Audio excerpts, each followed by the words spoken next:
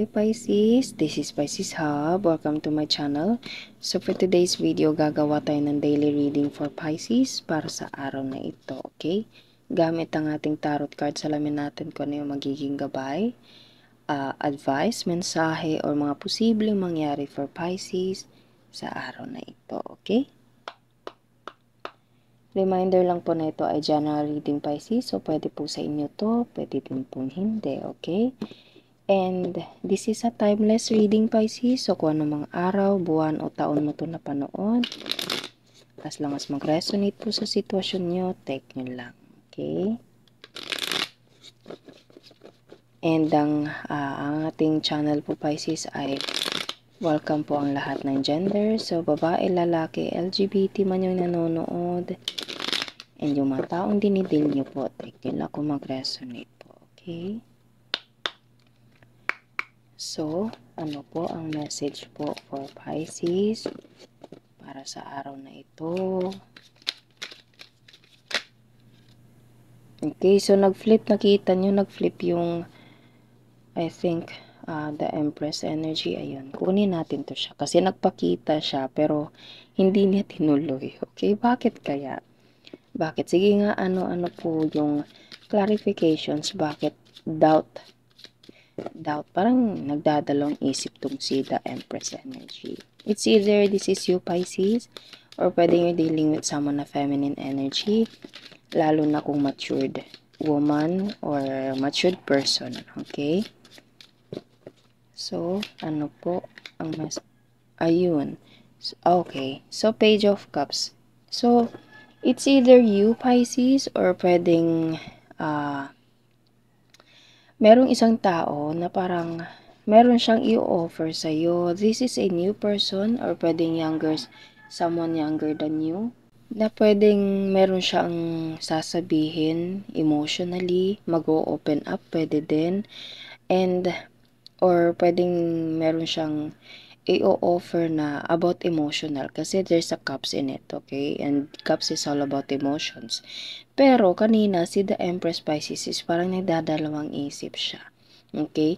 Or kung hindi naman nagdadalawang isip, parang hindi siya ganun nagtitiwala, hindi siya naniniwala, pwede din, okay? Parang alam mo 'yun, parang nagdadalawang isip siya na totoo ba 'to? Seryoso ba 'yan? Parang ganun. Okay po? So take nyo lang po kung saan mag-resonate.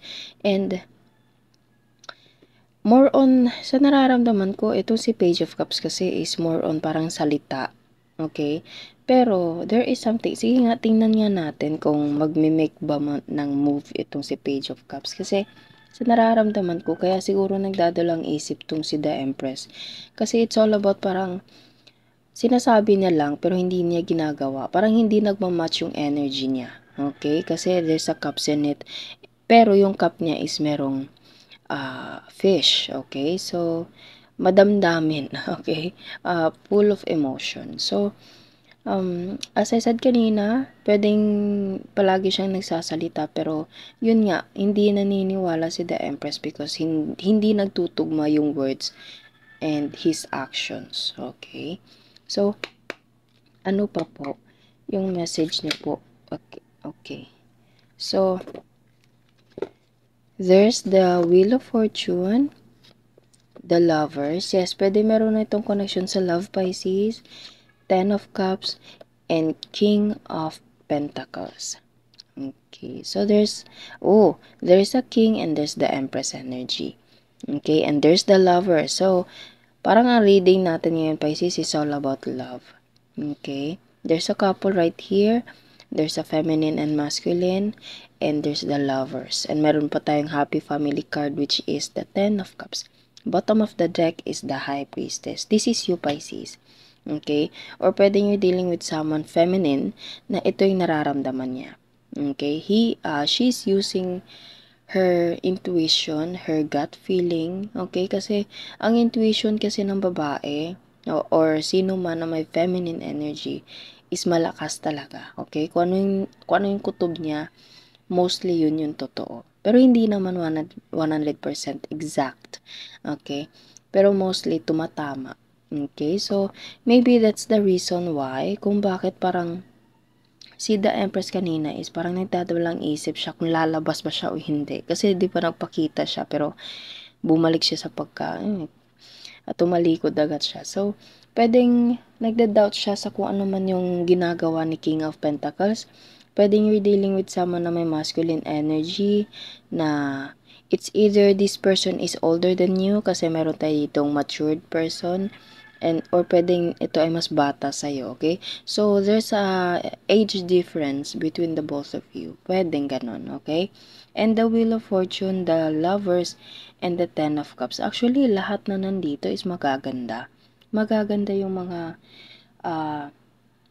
cards na lumabas natin ngayon, Pisces. This is a life-changing situation, okay? So, pwedeng mag-o-open up itong taong to, sasabihin niya yung ano yung nararamdaman niya sa'yo, pero sabi ko nga kanina, hindi agad paniniwalaan ni The Empress because she's using her intuition and hindi nagtutugma yung salita sa gawa. Okay? And it's a good thing kung ganun man yun na alam mo yun, hindi hindi marupok. Okay? So, take nyo lang po, Pisces, kung sino po itong tinutukoy ko po. Okay? Depende po yun sa sitwasyon nyo. Pero there's a life-changing situation. There's a twist or there's a transformation na mangyayari. It's either merong isa sa inyo mag-a-adjust or merong isa sa inyo yung parang, alam mo yun, yung parang ipoprove niya yung ano yung emotion niya towards the other person. Okay, pero I think it will turns out into a better situation kasi ang kasunod is the Lovers and Ten of Cups. This love, kita-kita nyo, it's all about love, Pisces. It's all about emotions, okay? And there's a Ten of Cups, ten of happy family. Okay? So, pwedeng you're a member of LGBT tribe, Pisces, kasi meron tayo ditong rainbow. Or kung hindi naman, pwedeng this person is sees you as a, kasama sa buhay. Okay?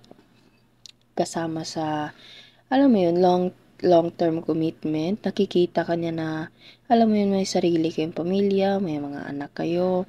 Okay? Magkakaroon ka ng masayang relasyon, pwedeng ganon, okay? So, sa nararamdaman ko, ito yung sinasabi ni King of Pentacles or ni Page of Cups towards kay the Empress. Pero again, as long as ginagamit ni the Empress yung intuition niya talaga, especially pag hindi nagtutugma yung words and his actions or her actions, okay? So, medyo mahaba-habang, hindi naman explanation pero kailangan talagang i-prove ng isang tao na nandito kung ano yung totoo niyang intention towards the other person, okay? Para matupad itong tatlong cards nasa gitna, okay? The Wheel of Fortune, the Lovers, and the Ten of Cups, happy family card, okay? And the word lovers, love, okay? And the Wheel of Fortune. So, I hope na naano niyo po yung sitwasyon po dito sa ating reading and naway magtugma po ito sa inyo and take nyo lang po kung saan po mag-resonate, Pisces, okay po? So, kuha tayo ng mga initials, random words kung sino or ano yung konektado sa reading natin ngayon. Okay, ano po yung ayun, so there's a letter Y, letter X, letter G, and letter T. Okay, so, yun yung mga initials, Chinito, Chinita, long hair, katamtaman ng pangangatawan, negosyo, airplane, travel, there's a travel, okay, and short hair, new person, bird. Okay, so there's a significant meaning of bird, Pisces, and flowers. Okay, so meron pa dito isa. Cat. Okay, bird and cat. Okay, so yun lang po, Pisces, ang ating reading sa araw na ito. Naway nagustuhan niyo po. Huwag niyo po sana kalimutan na mag-like at mag-subscribe po sa ating channel and click the bell button, Pisces, para ma-notify po kayo sa next videos na i-upload natin, okay?